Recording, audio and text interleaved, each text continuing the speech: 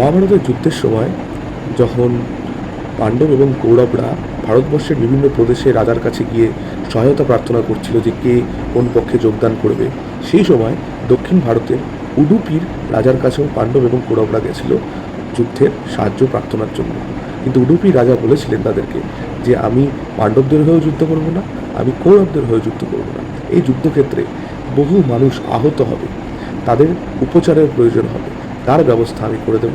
এবং এই যুদ্ধে প্রত্যেক দিন এত এত সৈন্যের যে খাবারের প্রয়োজন হবে, সেই খাবারের ব্যবস্থাও আমি করে দেব। তো উডুপির রাজা এই দুটো দায়িত্ব নিয়েছিলেন।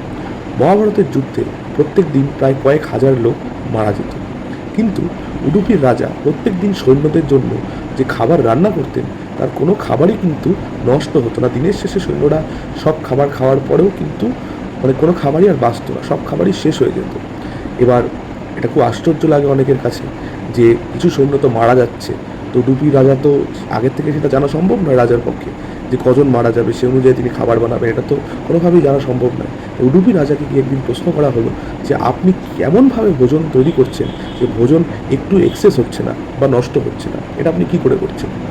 তখন উডুপি রাজা বললেন, আমি প্রত্যেক দিন রাত্রিবেলা একটা বাটিতে করে কিছু বাদাম, কাঠখোলায় যে বাদাম ভাজা হয়, সেই বাদাম আমি এক বাটি করে শ্রীকৃষ্ণের শিবিরের সামনে রেখে আসি, এবং পরের দিন সকালে সেই বাটিটা আবার শিবিরের সামনে থেকে আমি নিয়ে আসি, এবং সেই বাটিটা শিবিরের ভেতরে রোজ শ্রীকৃষ্ণ নিয়ে যান, এবং সেই বাদামগুলি থেকে কিছু বাদাম তিনি খান, এবং কটা বাদাম তিনি খেলেন, কটা বাদামের খোসা পড়ে থাকলো, সেই কাউন্টিংটার ওপরই আমি বুঝতে পারি আজ এতগুলো সৈন্য মারা যাবে।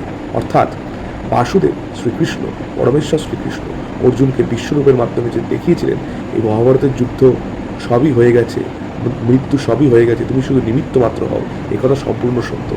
ভগবান শ্রীকৃষ্ণ তিনি আগের থেকে সব কিছু নির্মাণ করেই রাখতেন, এবং সেই অনুযায়ী মহাভারতের যুদ্ধ হতো।